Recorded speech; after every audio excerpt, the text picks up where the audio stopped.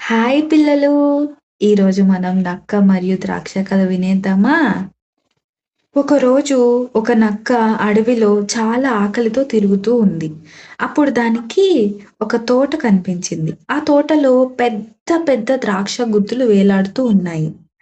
నక్క వాటిని చూసి చాలా సంతోషించింది. ఆహా! ఇవి తింటే నా ఆకలి తీరిపోతుందనుకుంది.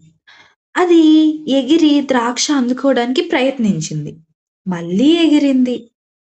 ఇంకోసారి ఎగిరింది. కానీ ద్రాక్ష చాలా ఎత్తులో ఉన్నాయి. చాలా సార్లు ప్రయత్నించినా అందలేదు. చివరికి నక్క కోపంగా, "ఈ ద్రాక్షలు పుల్లగా ఉంటాయనుకుంటా. నాకు అవసరం లేదు" అని చెప్పి అక్కడి నుంచి వెళ్ళిపోయింది.